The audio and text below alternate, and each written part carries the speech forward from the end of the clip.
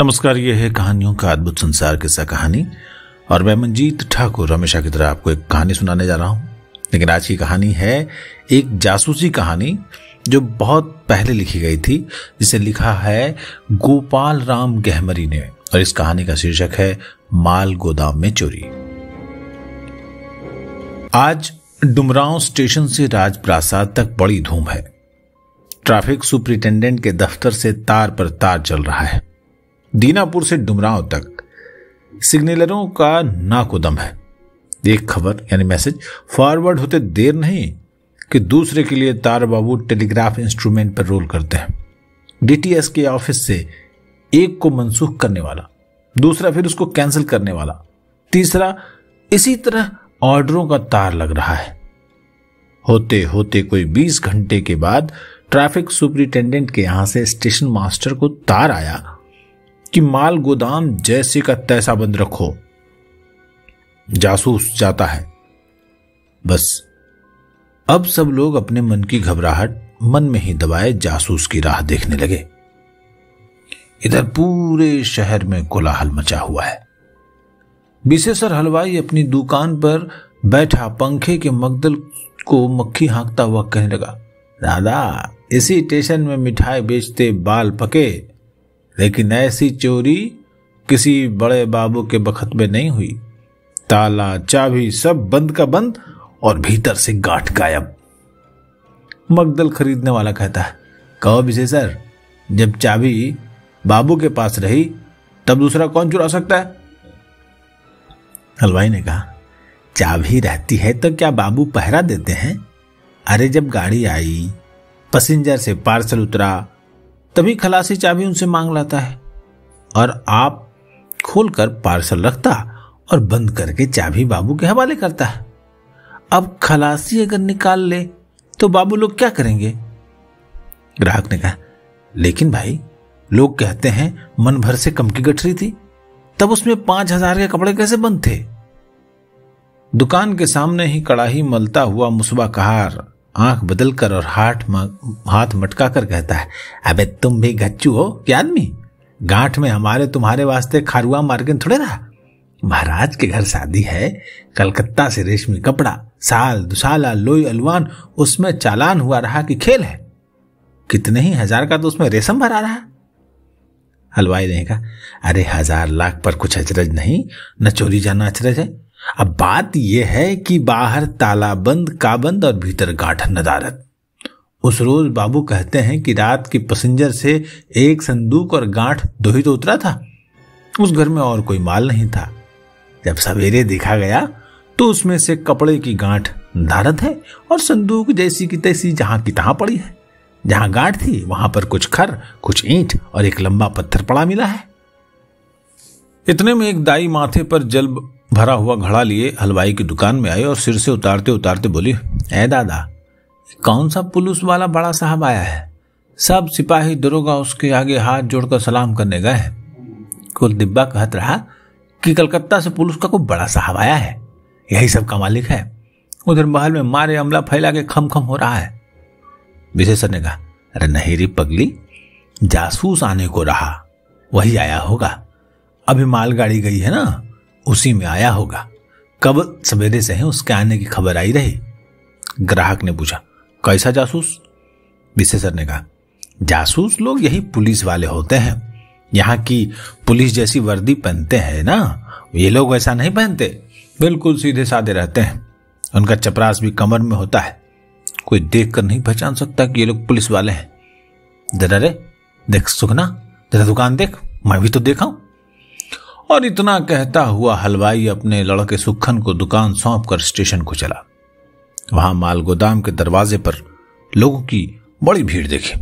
2 constable बाहर के लोगों को अलग करने में लगे हैं। माल गोदाम का दरवाजा खुला है। स्टेशन मास्टर, चौकीदार और 4 खलासियों के साथ भीतर एक बाबू को सब दिखला रहा है। वो बाबू मालगाड़ी से भी उतरा है। गाड़ी उतरते ही माल गोदाम में जाकर देखा तो वहां कुछ और प्यार पड़ा है, कुछ ईंट और एक पत्थर की पटिया पड़ी है। माल गोदाम भीतर बहुत साफ है। अभी 2 ही रोज हुए, ऊपर सफेदी की गई है।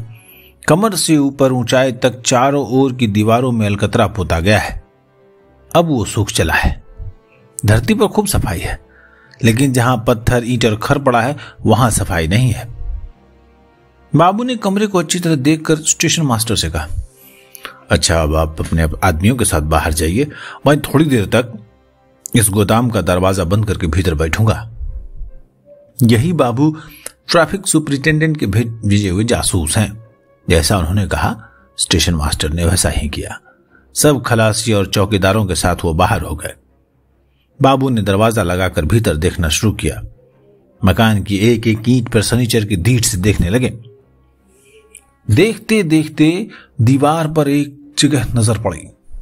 जान पड़ा कि वहां का रंग किसी ने पोंछ लिया है। बाबू ने पास जाकर देखा तो मालूम हुआ कि थोड़ी जगह का रंग किसी ने कपड़े से पोंछा है। उसके दाहिने बाएं भी 5 उंगलियों के 2 जगह निशान मिले। बाबू ने अचकचा कर देखा, चेहरे का रंग बदल रहा था। थोड़ी देर बाद अपने आप बोल उठे, चोर साला जल्दी में दीवार पर गिर पड़ा है।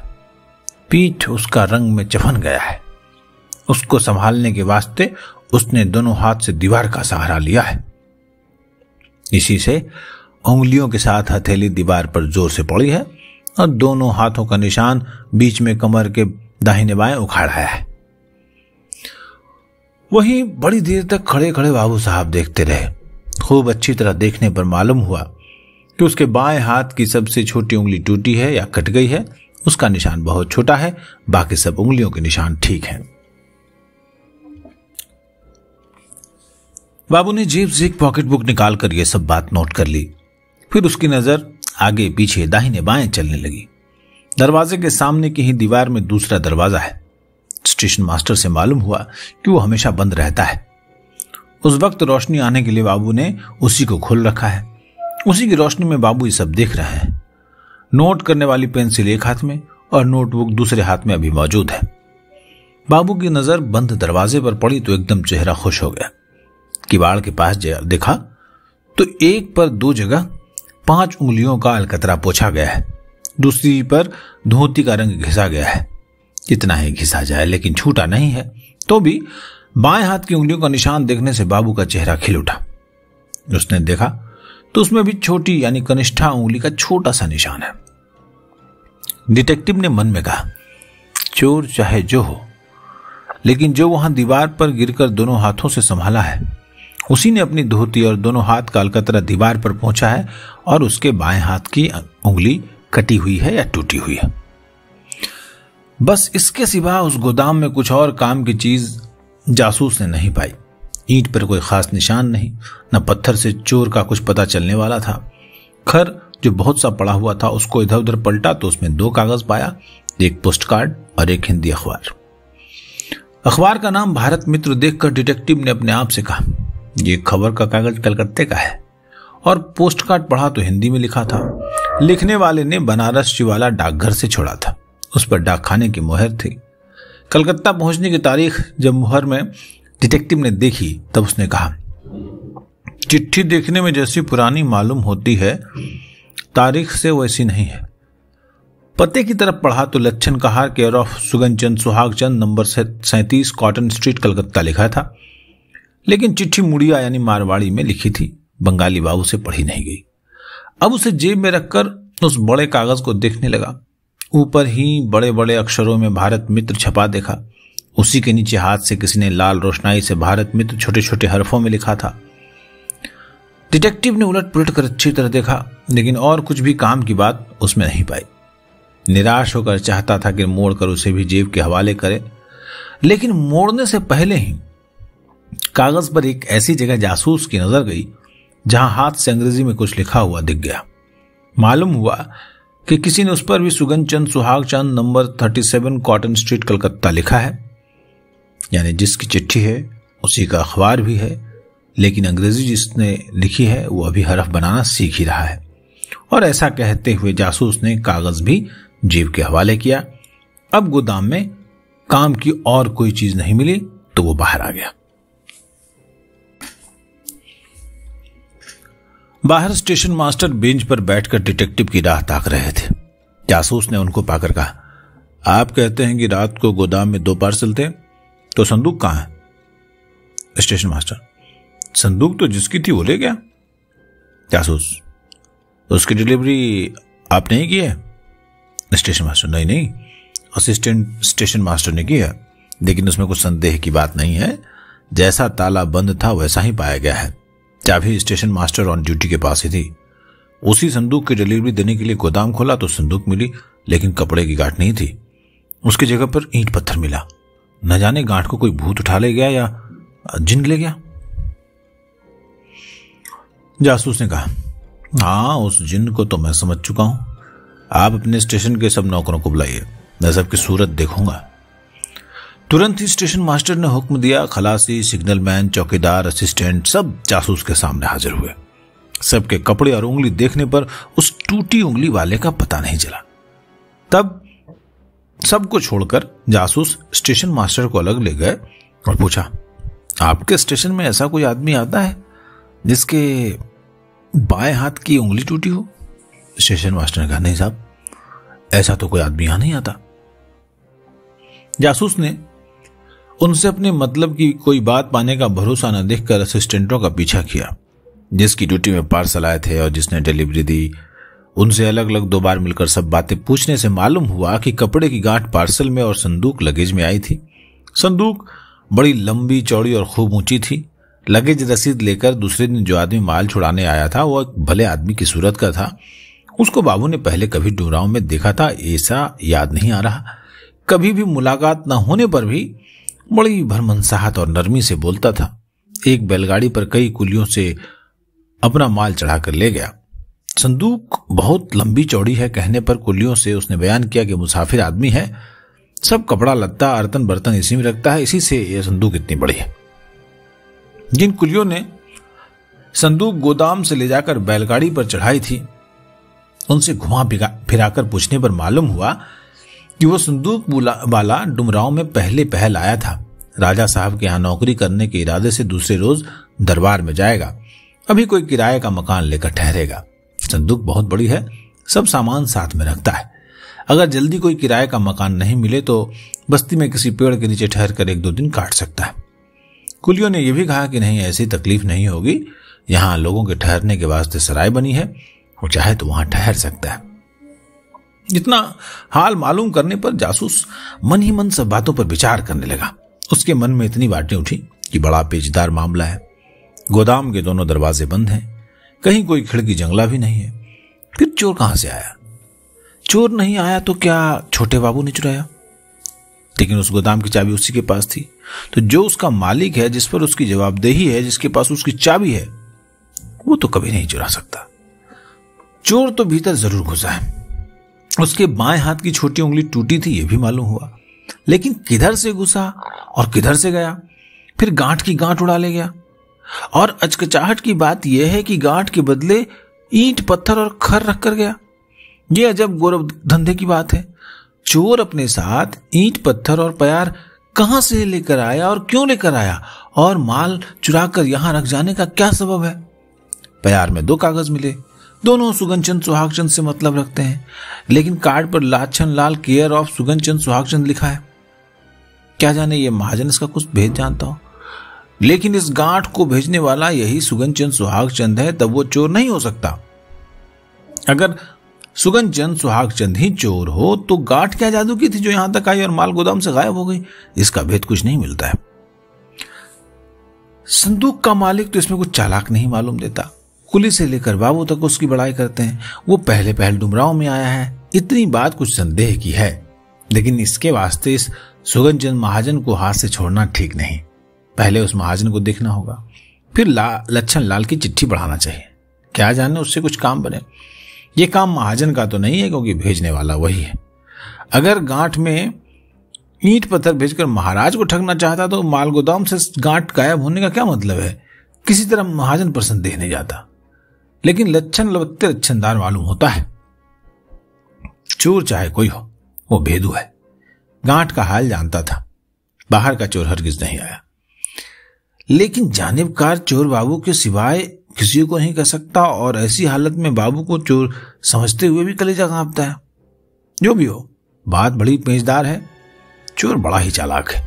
उसने अपनी चतुराई से मामले के चारों ओर ऐसे मोर्चेबंदी की है कि बुद्धि को घुमाने की सांस नहीं दिखती।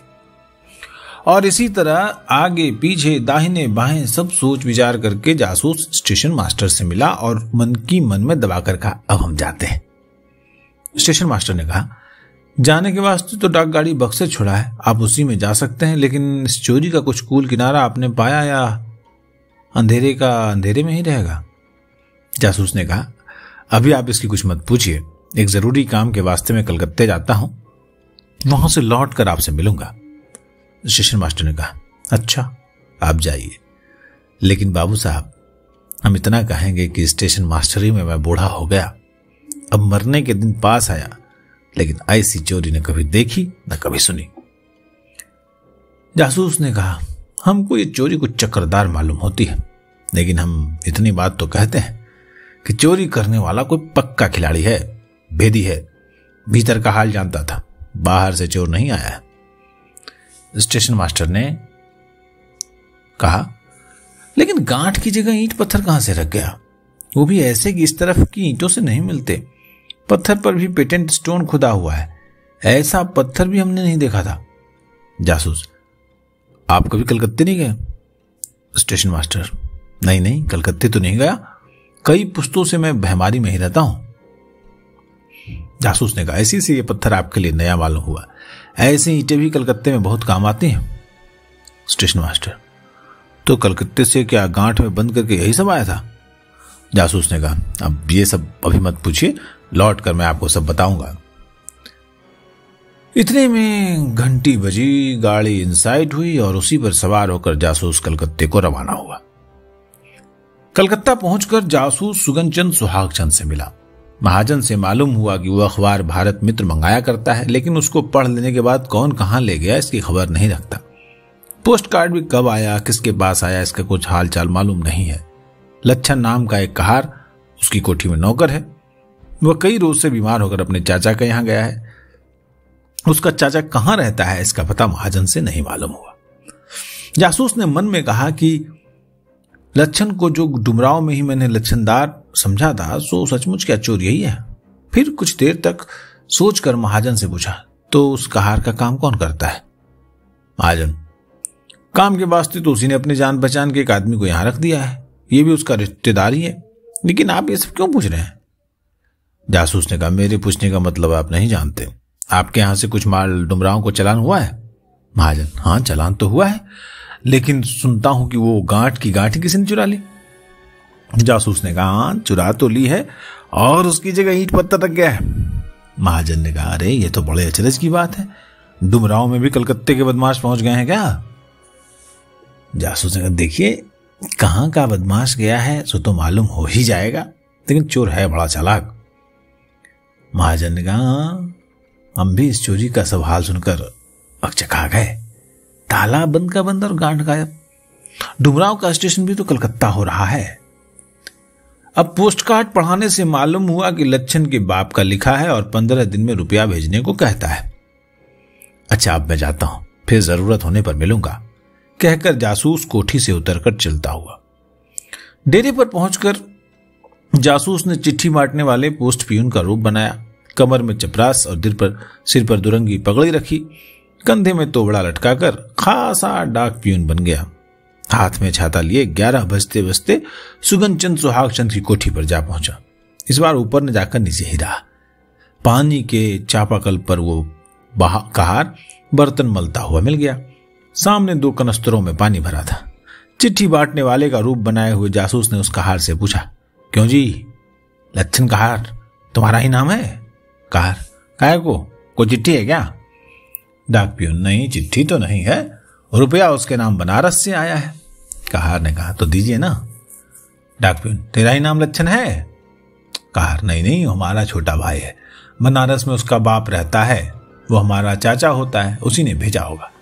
डाक पियून, उसका नाम क्या है? उसका नाम बुधई है, हमारे बाप और वो सगे भाई हैं। तुम्हारे बाप का नाम क्या है?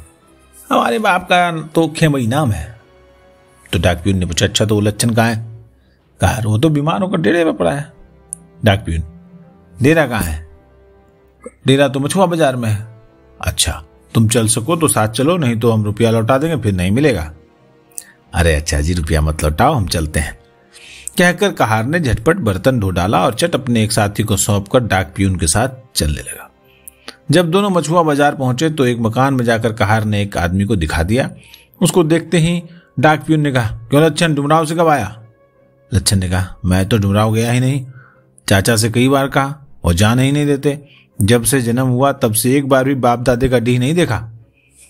डाक पियून, अरे यार, हमसे क्यों छिपाते हो? अभी परसों ही डुमराव में देखा था और कहते हो कि गए नहीं। लच्छन, अरे तुम भी बड़े गप्पी मिले। हम 7-8 दिन से इसी चारपाई पर पड़े हैं। परसों तुमको डुमराव में कैसे देख लिया था? आस पड़ोस वालों से भी जासूस को पता चला कि लच्छन एक अठवाड़े से बीमार पड़ा है, और बीमार भी ऐसा कि चारपाई से किसी तरह उठे तो उठे लेकिन बाहर नहीं जा सकता। कमजोरी के मारे 10 कदम चलने के लायक भी नहीं है। अब जासूस के अकचकाने की बारी आई। बात क्या है, कुछ जान ही नहीं पड़ रहा। ये लच्छन तो इस लायक नहीं है कि डुमराव जा सके। तब कुछ देर तक मन में यही विचार कर जासूस ने लच्छन का कार्ड निकाल कर कहा, चलो ये तुम्हारी चिट्ठी आई है। लच्छन ने हाथ में लेकर देखा और पढ़कर कहा, अरे ये तो पुरानी चिट्ठी है, इसी महीने में आई थी। डाक पियून, अच्छा, पहले भी तुमको मिल चुकी है? हाँ, ये तो बहुत दिन की आई है। अब लच्छन को अकचकाते देख डाक पियून ने कहा, तुमको मिली थी तो तुमने किसको दे दिया था? ये तो हमको डाक में मिली है। लच्छन ने कहा, डाक में मिली है तो क्या रूपचंद मामा ने कहीं डाक के बम्बे में तो नहीं छोड़ दिया? डाक पियून, रूपचंद मामा कौन? अरे एक ठो आए थे, हम लोग तो नहीं जानते, लेकिन हमारा काका भी नहीं पहचानता, लेकिन कहते थे कि मामा है। हमारी माँ तो मर गई, इसलिए पहचान नहीं सका। तो ये कागज भी तुमने उसी को दिया था? जासूस ने भारत मित्र दिखाकर पूछा। लच्छन ने कहा, हमने तो नहीं दिया था, हमारी कोठी में आता है खबर का कागज है, यही हमारे डेरे में रखा था, लेकिन मालूम नहीं आपको कहां से पा गया ये। अरे वो मामा क्या इसी जगह ठहरे थे? हाँ, ठहरे तो थे, लेकिन कोठी में बराबर जाते थे, रात को यहीं रहते थे, दिन को न जाने कहां कहां जाते थे, मालूम नहीं है। डाक पियून ने पूछा, वो कब से तुम्हारे यहां ठहरे रहे? लच्छन, हमारे बीमार पड़ने से 7 दिन पहले ही आए थे। डाक पियून ने कहा, तुम्हारे बीमार पड़ने पर वो कोठी में बराबर जाते रहे? हाँ, कोठी में तो बराबर ही जाते रहे। यहां से कब गए? यहां से तो बीमार पड़ने के 2 दिन बाद चले गए। डाक पियून ने फिर पूछा, और तुमने उनको पहले कभी देखा था? लच्छन, नहीं, और पहले कभी नहीं देखा था। डाक पियून, तुम घर चलोगे? अगर चलो तो तुमको बेखर्चा ले चलूंगा। अरे भैया, हमसे कहां चला जाएगा, चारपाई से उतरने में तो दम फूलने लगता है। डाक पियून ने कहा, हम तुमको यहां से बग्घी पर ले चलेंगे, वहां से बराबर गाड़ी पर डुमराव चलना होगा, तुमको पैदल नहीं चलना होगा। अरे सो तो है, लेकिन चाचा नहीं जाने देंगे। इतने में एक आदमी उसी कमरे में आया। उसको देखते ही लच्छन ने कहा, चाचा तो आ गए? कहा है चाचा, घर जाएं? चाचा ने कहा, अरे अभी खर्चा कहाँ है यार। लच्छन ने कहा, खर्चा ये दे रहे हैं चाचा, इनको क्या काम है। अब डाक पियून ने लच्छन के चाचा को अलग ले जाकर बहुत कुछ समझाया और एक 10 रुपए का नोट देकर कहा, तुम इसको जाने दो, घर जाएगा तो ये बीमारी भी दूर हो जाएगी, देश का हवा पानी लगेगा तो सब रोग भाग जाएगा। जब खेमई ने लच्छन से सब हाल सुना तब उसे डाक पियून को सौंप दिया। अब डाक पियून उसे अपने साथ बग्घी में बिठाकर वहां से निकल पड़ा। दूसरे दिन डुमराव से कोई 1.5 कोस की दूरी पर दह में धोबी आछो आछो करके कपड़े धो रहे थे। किनारे पर दूर तक सुंदर सुथरे कपड़े फैले हुए थे। एक बूढ़ा धोबी हाथ में कपड़ा सरिया कर गाना गा रहा था। जेही दिन राम के जन्म माए भाई जी, बाजेला बधवा में ढोल, थर थर कापेला गरवी रवन मा पमुदई जनमलन होर। और ये बिरहा खत्म होते होते 2 आदमी इक्के पर सवार होकर दह के पास पहुंच गए। किनारे से थोड़ी दूर पर इक्का खड़ा हुआ। दोनों सवार उतरकर किनारे पर टहलने और कपड़ा देखने लगे। एक सवार का कद न बड़ा न बहुत छोटा है, बदन का हट्टा कट्टा जवान है, सिर पर टोपी नदारद है, बदन में कमीज के ऊपर काले सर्ज की कोट है, बड़ी बड़ी मुरेरदार मूछों से चेहरा वीर का जान पड़ता है। चौड़े ललाट और शांत गंभीरता व्यंजक नेत्रों से बुद्धिमानी की आभार फूटी पड़ती है। काली किनारे की साफ सुथरी धोती बादामी बूट पर शोभा दूनी कर रही है। हाथ में चांदी मढ़ा मल्ला का बेंत की छड़ी है। उम्र इस बाबू की कोई 40 बरस होगी। दूसरा कद में उससे लंबा, बदन का दुबला है, उम्र कोई 50 साल की होगी। दाढ़ी और मूंछ के एक बाल भी काले नहीं है। सिर ऊंचे और घेरेदार मुरेठे से ढका है। भाव से बाबू का पुराना नौकर मालूम देता है। बात बात में हुजूर कहकर उस बाबू की ताजीम करता है। धोबी धोबन अकचकाने लगे कि ये दो कौन आदमी के पर आए हैं, न dah के पार जाते हैं न पीछे लौटते हैं। इसी की भावना में सब सिर झुकाए अपना कपड़ा पात पर पीटने लगे। बिरहा गाने वाले ने अपने बगल वाले से कहा, मालूम होता है डुमरी के साहू के कोई हैं, वहीं जाते हैं। उसने कहा, डुमरी जाते तो अबेर काहे कर रहे हैं? तीसरे ने कहा, अरे नहीं नहीं, जाना नहीं है, बड़े आदमी है, टहलने आए होंगे, मालूम होता है भोजपुर के किसी घर के पाहुने हैं। इतने में इक्केबान उनके पास आया। उसने धोबियों से पूछा, डुमरी जाओगे भैया? इक्केबान ने कहा, नहीं हो, यहीं तक घूमे आए हैं, हवा खा के स्टेशन को लौट जाएं। बस सबके मन के उकताहट मिट गई। उधर दोनों आदमी चहलकदमी करते और किनारे का एक एक कपड़ा देखते जाते थे। एक जगह एक धोती फैली पड़ी थी, उसे दिखाकर टहलने वाले ने कहा, क्यों लच्छन, जो काले दाग वाली धोती तुम पहचान सकते हो, किसकी है? लच्छन ने कहा, हाँ ये तो हमारे मामा की ही है, इसे पहनकर वो कलकत्ते गए थे, लेकिन इसमें जो काला दाग है सो नहीं था। चतुर पाठक पहचानते होंगे, या जो मेरे हिसाब से जो श्रोता है वो जानते होंगे कि ये वही जासूस है जो डाक प्यून बनकर मछुआ बाजार में लच्छन के घर गए थे और उसे साथ लेकर डेरे पर आए। वहां से एक भले आदमी का रूप बनाया और साथ में लच्छन को बूढ़े के रूप में लेकर उसी दिन हावड़ा आए। गाड़ी में सवार होकर दूसरे दिन सवेरे डुमराव पहुंचे और इक्के पर सवार होकर वहां से दह देखने को आए हैं और उसके पीछे जो हो रहा है वो आप श्रोताओं ने सुन ही रखा है। लच्छन की बात सुनकर जासूस ने कहा, तुमने कभी मामा का बायां हाथ अच्छी तरह देखा था? लच्छन ने कहा, अच्छी तरह देखा तो था, कानी उंगली हमेशा बांधे रहते थे, जब तक रहे उनकी उंगली में दर्द रहा। जासूस ने कहा, ठीक है, वही बदमाश यहां तक आया है। फिर पूछा, तुम ये कैसे जानते हो कि ये धोती उसी की है? लच्छन, यही है साहब, इसकी किनारी में बंगला लिखा है, एक और का आंचर फटा हुआ है। देखिए इसमें एक आंचर एक ही हो रहा है, लेकिन ये काला दाग नहीं था। हम बराबर उनकी धोती खींचते रहे, लेकिन काला दाग कभी नहीं देखा। अच्छा ठीक है, कहकर जासूस वहां से धोबी के पास आया। उसी बिरहा गाने वाले बूढ़े से पूछा, क्यों जी, कपड़े किसके हैं? धोबी, अरे आप भी बहुत मजाक कर रहे हैं साहब, वो कपड़े क्या आदमी के? अरे उधर वाली किनारी वाली धोती जिस पर काला दाग लगा है और एक और का आंचर भी नहीं है। धोबी ने कहा, वो एक मुसाफिर की है, पहचानते हैं लेकिन नाम नहीं जानते। अच्छा, नाम नहीं जानते हो, घर पहचानते हो? घर भी नहीं पहचानते साहब, आज ही कपड़ा देने का वादा है, यही वो कपड़ा दे गया था और यहीं से ले भी जाएगा। कब ले जाएगा? आता ही होगा, दोपहर के बाद आने को बोला था। ठीक है भाई, जाने दो, उससे कुछ मत कहना, धोती बहुत बढ़िया है, इसीलिए हम मालिक का नाम जानना चाहते थे। उससे पूछते कि ऐसी बढ़िया धोती कितने दाम पर और कहां से खरीदी गई है, मालूम होता तो हम भी ले लेते। इसकी किनारी पर बड़े रसीले दोहे लिखे हुए हैं। क्या लिखा है बाबू? धोबी ने कहा, हमको भी बतलाए दीजिए तो वो रसीला दोहा याद कर लें, हमको भी इन बातों का शौक है, कभी चौपाइयां हम बहुत याद करते हैं। जासूस ने कहा, अच्छा तुमको चाह है तो लो, बताए देते हैं, उस पर दोहे लिखे हैं। और जासूस ने मैथिली कवि विद्यापति के पद सुना दिए। धोबी बोला, वाह बाबूजी वाह, ये तो बड़ा रसीला दोहा है। इतने में सामने से एक अकड़बेग आता हुआ दिखाई दिया। धोबी ने कहा, देखो बाबू, वही धोती वाला आदमी आता है। बस इतना सुनते ही दोनों टहलने वाले वहां से दूर हट गए, मानो मुसाफिर है, धोबी से कुछ बातचीत नहीं। उधर वो आदमी भी पास आ गया। उसका पहनावा पोशाक भले आदमी का है, मलमल का खूब बढ़िया कमीज है, बूताम चांदी के लगे हैं, कड़कड़ाते हुए चिकने कफ और प्लेट देखने से विलायती माल मालूम होता है। कमर के नीचे आसमानी रंग की लहर मारती हुई फरस डांगा की काली किनारी वाली धोती है।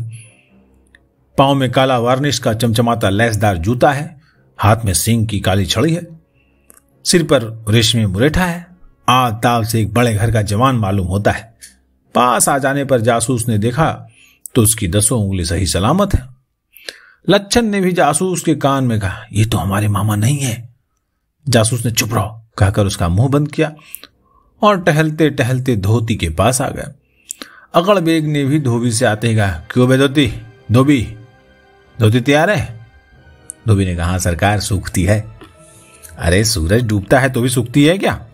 क्या करें बाबू, देर तैयार तो बड़ी देर से है, आजकल का घाम ही तेज नहीं। नहीं तो कब तक की सूख गई होती। अरे हम तो स्टेशन पर से ही आ रहे हैं, गाड़ी आने का वक्त हो गया, फिर कैसे बनेगा। धोबी ने कहा, बाबूजी आप लेने जाइए, सूख भी तो गया। गाड़ी के वास्ते तो आप ही देर करके आए हैं, आते ही हम अगर आपको हाथ में दे देते तो आप भी गाड़ी नहीं पा सकते थे। धोबी इतना कहता हुआ पानी में से निकला और उसकी धोती सरिया करके दे दी। उसने देख कर कहा, अजी तुमने यह दाग छुड़ाया ही नहीं। धोबी ने कहा, बाबू वो अलकतरा का दाग है, धोते धोते थक गए, नहीं छूटा। अकड़बेग ने कहा, तो फिर तुम्हें इनाम कैसे दें। धोबी, कोई धोबी इस दाग को छुड़ा दे बाबूजी तो हम टांग की राह से निकल जाए। हम लोग राज दरबार का कपड़ा धोने वाले हैं, दूसरे का तो काम ही नहीं करते। अकड़बेग ने कहा, लो 2 पैसे अपनी धुलाई के लो, अगर दाग छुड़ा देते तो हम इनाम भी देते, तुमने दाग नहीं छुड़ाया, इसलिए से हमारी तबीयत खुश नहीं हुई। इतने में जासूस ने घड़ी निकाल कर देखी और कहा, देखो जी लच्छन, जल्दी चलो, अब गाड़ी आया चाहती है। लच्छन इक्के वाले को पुकारने लगा। इधर जासूस से अकड़बेग ने कहा, क्यों जनाब आप लोग भी गाड़ी पर ही जाएंगे क्या। जासूस, हाँ साहब गाड़ी पर ही जाना है। अकड़बेग, मैं भी तो साहब गाड़ी पर ही जाने वाला था, हमारा एक साथी स्टेशन पर बैठा है। हम दोनों आदमी तैयार होकर स्टेशन पर आए, तब धोबी की याद आई, वहीं से इक्के पर आता था। भोजपुर के नाले पर आकर घोड़े ने ठोकर ली, इक्का भी गिरा, पहिया टूट गया। इक्के वाले को भी बड़ी चोट आई, भगवान की दया से मुझे चोट नहीं आया। अब देखा कि इक्का काम का नहीं रहा, तब उस नाले पर से ही पैदल आया हूं। आप अपने इक्के पर मुझे बिठा लें तो बड़ी दया करें, पैदल चलकर गाड़ी नहीं पा सकूंगा। जासूस तो चाहता ही था, पहली बार मंजूर करके कहा, कुछ परवाह नहीं, आप आइए, शरीफ की इज्जत शरीफ ही समझता है, फिर हमको भी तो उसी गाड़ी पर जाना है। और इतना कहकर उसको भी उसी इक्के पर चढ़ा लिया। अब तीनों आदमी को बिठाकर इक्केवान ने घोड़ा हाँका। सड़क कच्ची थी लेकिन ठीक थी, बीच में 2-3 नाले पड़े, उनको भी पार करके कोई आधे घंटे में इक्का सब सवारों को लादे डुमराव के स्टेशन पर आ दाखिल हुआ। इक्का ज्यों ही स्टेशन के सामने खड़ा हुआ, अकड़बेग उतर पड़ा। जासूस भी लच्छन के साथ उतरा, तीनों मुसाफिर खाने में गए। अकड़बेग ने अपने साथी से कहा, यार बड़ी आफत में पड़ गए, इक्का बीच रास्ते में ही टूट गया। मैं तो वहां से पैदल गया था, लेकिन लौटती बेर ये बाबू मिल गए, इन्हीं ने हमको अपने इक्के पर यहां पहुंचाया है, नहीं तो गाड़ी नहीं मिलती। लच्छन ने खूब घोपदार दाढ़ी मूछ पहना था, इसी से अकड़बेग के साथी ने उसको नहीं पहचाना, लेकिन लच्छन ने झट पहचान कर सिर हिलाया और जासूस से आंखों का टेलीग्राम करके कह दिया कि यही हमारे मामा साहब हैं। अंधेरा हो चला था, सूर्यदेव पश्चिम में छिप चुके थे, संध्या की तिमिर वर्णी छाया गहरी होती जा रही थी। इतने में दूसरी घंटी बजी, गाड़ी दिख पड़ी। हरहराती हुई पैसेंजर डुमराव के स्टेशन में आ खड़ी हुई। लच्छन के मामा पहले से टिकट ले चुके थे, या झट इंटर क्लास में दोनों जा बैठे। जासूस ने भी भीतर जाकर इंटर क्लास के 2 टिकट लिए और उसी गाड़ी में उन दोनों के पास वाले कमरे में जा बैठे। टन टन टन टन टन टन घंटा बजा, गाड़ी सीटी देकर चलती हुई। गाड़ी दिलदार नगर में पहुंचकर कोई 20 मिनट खड़ी रही। इतने में एक लीला हुई। देखा तो मुसाफिरों की भीड़ में बाबू सबसे टिकट ले रहे हैं। रेलवे पुलिस का एक कांस्टेबल, अरे कोई बैरन है बैरन कहकर पुकार रहा था। बाबू ये बैरिंग है कहकर गांठ लादे और गोद में लड़का लिए मुसाफिरों को उनके हवाले किए जाते हैं। जब सब मुसाफिर चले गए, 4 रह गए, 3 हवड़े से आते हैं। एक के साथ एक छोटा सा लड़का था, एक के पास 32 सेर, दूसरे के पास 38 सेर, तीसरे के पास 35.5 सेर माल है। सबसे 3-3 रुपए लेकर स्टेशन वालों ने छोड़ दिया। ये लड़के वाला हुगली से आता है, सो हुगली का पूरा महसूल उससे लिया गया। वो 12 चिल्लाया किया, बाबूजी 10 बरस का लड़का है, लेकिन बाबू ने कहा, चुप रहो सुअर, वहां बाबू को रुपया देकर बिना टिकट आया है। मुसाफिर ने कहा, तब तो बाबूजी आप बड़ा धर्म करते हैं, 1 रुपया वहां भी दिया, पूरा महसूल आप लेते हैं तो कितना पड़ गया। बाबू ने कहा, ये इस वास्ते है कि तुम फिर दोबारा ऐसा नहीं करोगे। इतने में बाबू ने ऑल राइट सर कहा। गार्ड ने झंडी दी, गाड़ी सीटी बजाकर चलती हुई। पूछने पर मालूम हुआ कि सकलडीहा से कोई मालगाड़ी आती थी, इसी वास्ते पैसेंजर उसके आने तक ठहरी रहे। गाड़ी जब सकलडीहा स्टेशन में पहुंची, मुगल सराय जब एक ही स्टेशन रह गया, लच्छन के मामा अपने साथी को जगाकर अपने आप बेंच पर सो गए थे। जासूस ने घात लगाकर उसके जेब में हाथ डाला। उसमें 2 रुपए छींट के रुमाल में बंधे रखे थे। जासूस ने उसको अपनी जेब के हवाले किया। फिर हाथ दूसरी ओर के जेब में डाला, कुछ नीचे दबा था। हाथ डालते ही लच्छन के मामा अकचका कर उठे और झट जासूस का हाथ पकड़ लिया। क्यों रे पाजी, चोर कहीं का, जेब में हाथ डालता है? जासूस ने कांपती जीभ से कहा, नहीं सरकार, हम चोर नहीं। लच्छन के मामा, ठीक है, समझ गए, तू चोर है, तभी डुमराव गिरा रास्ते से पीछा कर रहा है। मैंने ठीक पहचाना नहीं, इक्के पर चढ़ के वहां तक आया, तूने घात नहीं पाया तो यहां जाने पर जेब टटोल रहा है, तू कलकत्ते का गिराकट है। जासूस ने कहा, नहीं सरकार। इतने में मामा ने अपनी जेब में हाथ डाला तो रुपया बंधी रुमाल नदारत। अब तो जगड़कर जासूस को पकड़ा। इतने में गाड़ी मुगलसराय के स्टेशन पर जा खड़ी हुई। मामा जोर से चोर चोर चिल्लाने लगे। रेलवे पुलिस के कांस्टेबल आए, सब इंस्पेक्टर पहुंचे। देखा तो गाड़ी में एक जवान भले आदमी की पोशाक वाले को 2 आदमी पकड़े चोर चोर चिल्ला रहे हैं। एक चौथा बूढ़ा बगल में चुपचाप बैठा है। सबको पुलिस ने उतार लिया। पूछने पर बूढ़े ने कहा, हाँ साहब, इन्होंने इसकी जेब में हाथ डाला था। जामा तलाश लेने पर उसकी जेब से रूपचंद मामा का माल मिला। अब पुलिस वालों ने उस गिरहकट को उसी दम पकड़ लिया और मुद्दई को भी दोनों गवाहों के साथ रोक रखा। जब कांस्टेबल चोर को गारद में बंद करने के लिए ले गए, तब भीतर जाकर चोर ने उससे कहा, देखो जी, हम चोर नहीं हैं, पुलिस के आदमी हैं, चोर दोनों वही हैं, ये बूढ़ा मेरा साथी है, तुम जाकर दरोगा साहब को यहां भेज दो। कांस्टेबल ने कहा, क्या खूब, आप चोर औरों को बनावे, दरोगा हम तुम्हारे नौकर है रे हरामजादे। इतना कहकर कांस्टेबल ने आंख बदली। मुंह से कुछ और बकना चाहता था कि चोर ने अपनी कमर में एक चीज दिखाई। कांस्टेबल ने उसे देखते ही पीछे हटकर सलाम किया। कमर में जासूस का निशान देखकर कांस्टेबल ने पहचान लिया और आदाब से सलाम करके दरोगा साहब को बुलाया। दरोगा ने गारद में आकर, क्यों जनाब, मामला क्या है? उसने कहा, मामला ऐसा है कि दोनों डुमराव स्टेशन से 5000 का माल चुरा कर भागे जा रहे हैं। मैं अकेला इन दोनों पहलवानों से पार नहीं पा रहा था। इन्होंने रास्ते में सकलडीहा स्टेशन में उतरने का इरादा किया था। तब मैंने यही सोचा कि इनका कुछ चुराना चाहिए, बस रुमाल चुरा ली, उसमें रुपए बंधे थे। जब नहीं जागा तब दूसरे पॉकेट में हाथ डालकर जगाया। जो बूढ़ा बैठा है वो मेरा कहार है। ओहो, तब तो आपने कमाल किया। माफ कीजिए, कहिए अब क्या करना है? अब दोनों को हथकड़ी भरो यार। माल में जो 2 गठरी लिए हुए हैं वही माल मसरूका है। उसमें शॉल, दुशाले, लोई, अलवान और रेशमी कपड़े हैं। सब 5000 की गठरी महाराज के वास्ते कलकत्ते से आई थी, उसी को गोदाम से इन्होंने उड़ा लिया है। दरोगा ने कहा, हाँ, कई रोज हुए तार आया था, वही माल तो नहीं कि ताला बंद का बंद और टटरी गायब? हाँ, वही है, कहकर चोर रूपधारी जासूस ने कहा, जल्दी गिरफ्तार करो। चोर बड़े मजबूत थे। 10 कांस्टेबल 2 हथकड़ी लिए हुए उनके पास गए और सब इंस्पेक्टर के आंख देते ही दोनों को हथकड़ी भर दी। गारद से चोर साहूकार बनकर बाहर आया और जो साहूकार बने हुए थे वो चोर बने। अपराध की ऐसी तुम्बाफेरी यहीं देखने में आई। अब दोनों गिरफ्तार होकर गारद में बंद हुए।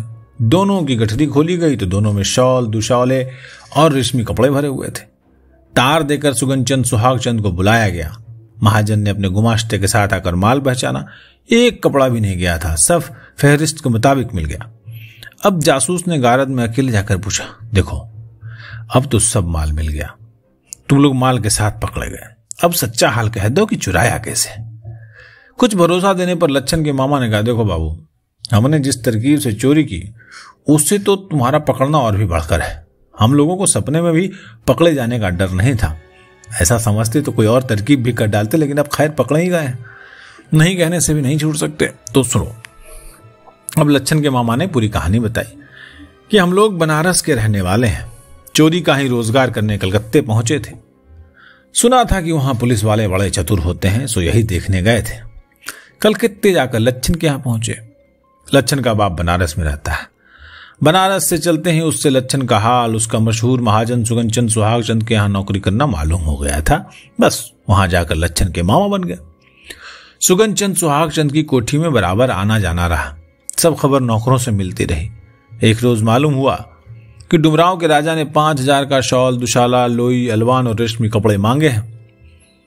मैं बराबर भेद लगाता रहा।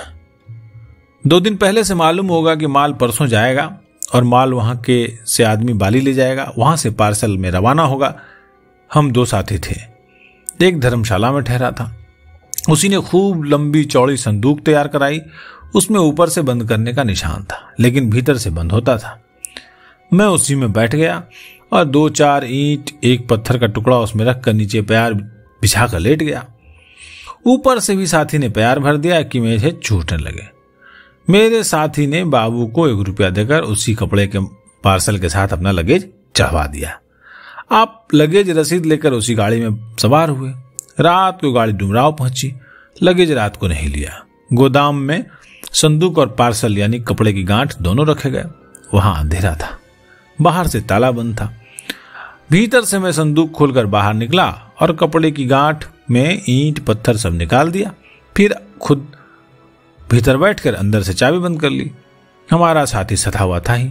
आकर उसने रसीद दी और पार्सल छुड़ा कर ले गया। बाबू लोगों ने कुछ नानू नहीं की, लेकिन उन्हें भी 1 रुपया दिया। बोझा भारी कहकर बाबू ने वजन कम करने का बखाड़ा लगाना चाहा था, लेकिन मेरे साथी ने 2 रुपया उसके वास्ते अलग से नजर किया। अब कुछ भी रोक टोक नहीं हुई। कुलियों को मुंह मांगा देकर संदूक छुड़ा ले गया। बाहर भोजपुर के पास नाले में जाकर गाड़ी वालों को हम लोगों ने विदा कर दिया। जब वो अपनी आशा से 2 गुना इनाम पाकर चला गया, तब मैं बाहर हुआ और संदूक को वहीं तोड़फोड़ कर डाल दिया। गठरी के 2 हिस्से करके हम दोनों आदमियों ने कंधे पर लिया और डुमराव की सराय में जाकर ठहरे। गोदाम में मेरे धोती में अलकतरे से दाग लग गया था, उसको धोबी को दे दिया। वो धोती हमारे समूत की थी, इसी से उसके लिए डुमराव में ठहरे रहे। किसी ने कुछ भेद तो नहीं पाया, लेकिन मैं मन में डर रहा था कि यहाँ की देरी अच्छी नहीं है, और ऐसा ही हुआ। पता नहीं आपको कैसे पता चल गया? जासूस ने गोदाम में अपनी धोती का रंग और हाथ की बाड़ में पोंछा था। चोर, हाँ, जब मैं गिरा तब दोनों हाथ और पीठ में कलकत्ता चपन गया था। हाथ भी किवाड़ में पोंछा था। जब छूटने का भरोसा नहीं दिखा, तब संदूक में जाकर बैठा। बनारस के कोतवाल ने आकर देखा और पहचाना, और कई बार का सजा पाया हुआ पुराना चोर मालूम हुआ। जासूस माल के साथ दोनों को गिरफ्तार करके डुमराव ले गया। डिलीवरी करने वाले बाबू ने चोर के साथी को पहचाना और फिर उसका बयान लेकर जासूस माल के साथ दोनों को कलकत्ते ले गया, और वहां कानून के मुताबिक इन दोनों पर मुकदमा हुआ। अदालत से अपराध साबित होने पर पुराना चोर होने के कारण दोनों को 10-10 बरस को कैद हुए। जासूस को महाजन की ओर से 500 इनाम और सरकार से प्रशंसा पत्र मिला। अब जासूस खुश होकर दूसरे मुकदमे में तैनात हुए। वो कहानी हो आपको अगले एपिसोड में सुनाएंगे। आवाज मंजीत ठाकुर की थी। कहानी आप सुन रहे थे माल गोदाम में चोरी। कहानीकार थे पुरानी हिंदी के बहुत पहले गोपाल दास गहमरी, और गोपाल राम गहमरी जो थे वो 1866 में पैदा हुए थे और 1946 में उनकी मृत्यु हुई। महान हिंदी सेवक, उपन्यासकार और पत्रकार थे, और 38 साल तक बिना किसी सहयोग के जासूस नाम की पत्रिका निकालते थे। 200 से अधिक उपन्यास लिखे, सैकड़ों कहानियों का अनुवाद किए। यहां तक कि रविंद्रनाथ ठाकुर की चित्रांगदा काव्य का भी पहली बार हिंदी अनुवाद गहमरी जी ने ही किया था। और अगर देवकी नंदन खत्री के बाद किसी दूसरे लेखक की कृतियों को पढ़ने के लिए गैर हिंदी भाषियों ने हिंदी सीखी, तो वो गोपाल राम गहमरी ही थे। आपको अच्छी लग रही है? हिंदी के साहित्य से जो है मोती चुन करके आपके लिए ला रहे हैं। अच्छी लगे? इसकी भाषा थोड़ी सी पुरानी वाली थी, तो अपने दोस्तों को सुनवाइए, इस चैनल को सब्सक्राइब करिए, और बच्चों को जरूर सुनवाइए कि हमारे हिंदी साहित्य में कैसे कैसे मोती बिखरे हुए हैं। नमस्कार।